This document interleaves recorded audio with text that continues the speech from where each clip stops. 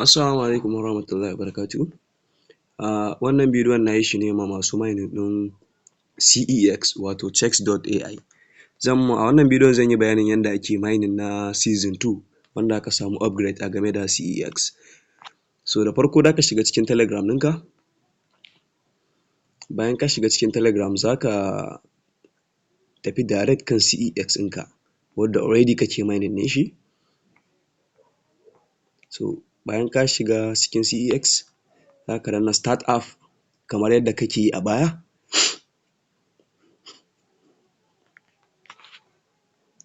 Yawwa bayan ka shiga, so ga shi na yi claiming ɗin wani reward, ina shigowa sun nuna min ga shi nan a nan.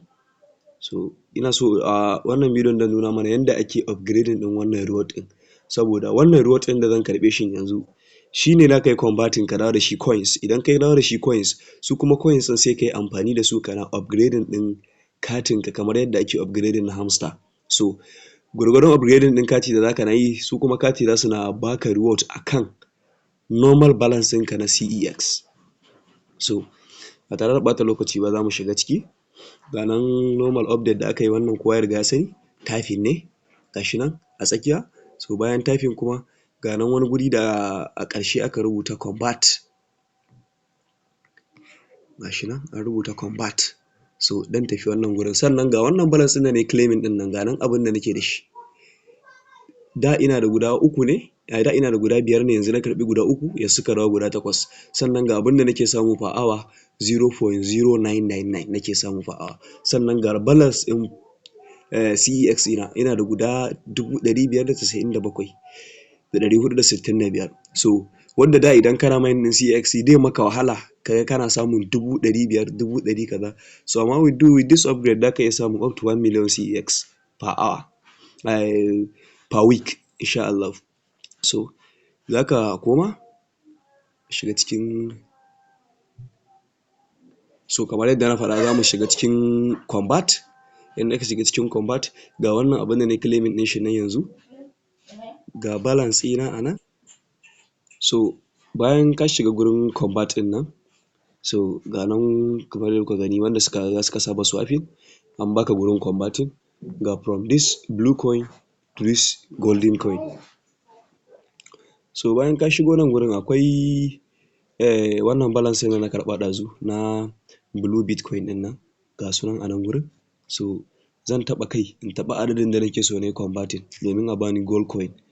So zan taɓa, ina da guda 11 ne, zan yi converting guda 10 za a bani gold coin guda 553. Wannan gold coin ɗin shi ne normal wanda nake mining ɗin shi a gurin home page ɗina na gurin typing a nan gurin kenan. So bayan the next step shi ne zan koma nan ƙasa, ga wani gurin da aka rubuta gurin mining, zan koma gurin. Bayan na koma gurin mining, ga kati nan kamar na hamster. So idan ka taɓa na farko, yanzu misali idan na taɓa wannan mining software ɗin nan, za ku gani ga shi nan wani bayanai sun nuno min.